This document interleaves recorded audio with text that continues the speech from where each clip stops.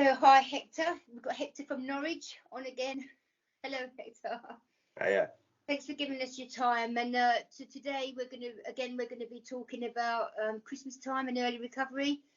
So there's just a few things I wanted to ask you, Hector, really, just so you can share your experiences on it. This is your second Christmas coming up in recovery. So I just wanted to know, Hector, from a kind of a relatively new person's perspective, how did you find your first Christmas in recovery and where were you? What was going on?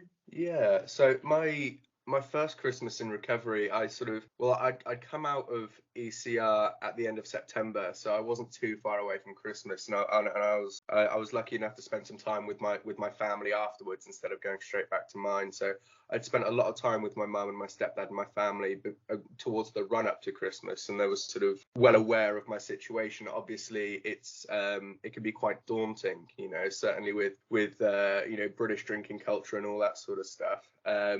Christmas is more of just a drinking event other than a family event.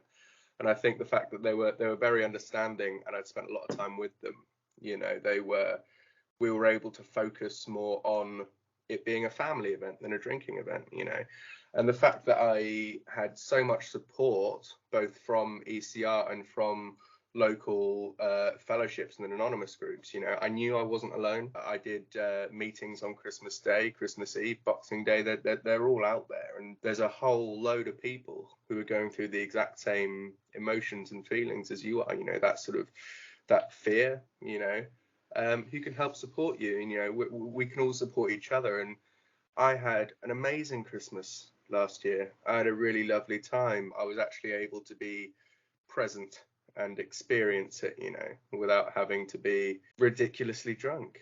It was good. It was lovely. I totally relate to you as well, Hector. I was in meetings Christmas Day, New Year's Eve, Boxing Day.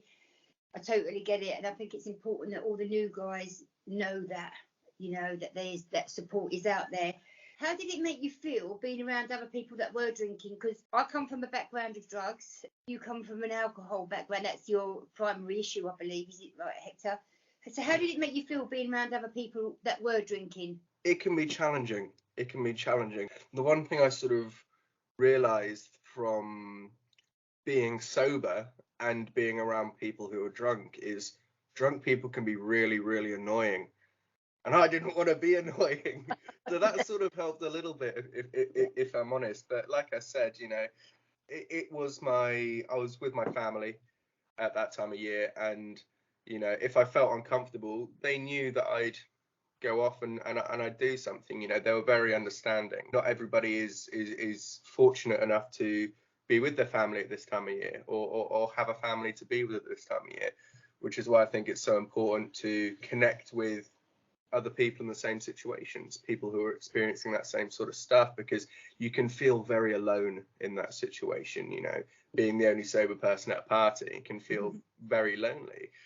But you just got to remind yourself that you're not alone, and there are lots of people around you like that, and you can always connect and can always reach out. That's it. So do you think that you think that you've done anything consciously to protect yourself over that time, or do you think it was just a natural part of the process because you was already in recovery coming out of East Coast in September?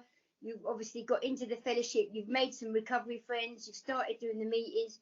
Do you think it's I think I'm going to protect myself over this Christmas, or do you think that it was just a natural part of your recovery journey that you done that? I think it was definitely, subconsciously I knew I had to be cautious and I had to be careful, but I knew this is something I can't get away from. This is something I'm going to have to experience, and I want to experience it fully by being present, being aware, because hopefully, fingers crossed, I'll have many more sober Christmases to come. So you got to bite the bullet, and you got to, it can be done. You can get through it. I certainly didn't think previously, years ago, I never thought I'd be able to go a day without a drink or using drugs, let alone a whole Christmas day with my family, but it's possible, and it's more than possible. It was really nice to be present and aware. No, it's amazing, really, considering again, as you say, you're lucky to have a very supportive. You've got a very good family, so you're very lucky. What's the biggest thing you're grateful for this, your second Christmas in recovery coming up? What's the biggest thing that you're grateful for? I'm grateful for this opportunity.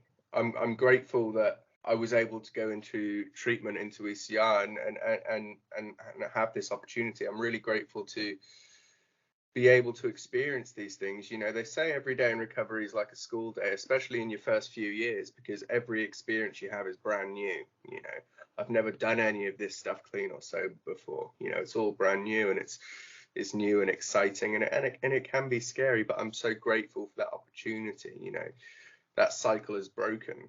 Yeah, I'll be really grateful to see my family. I'll be really grateful to, like I say, to be present, you know, especially in the past few years that we've had, you know, the current way of the world.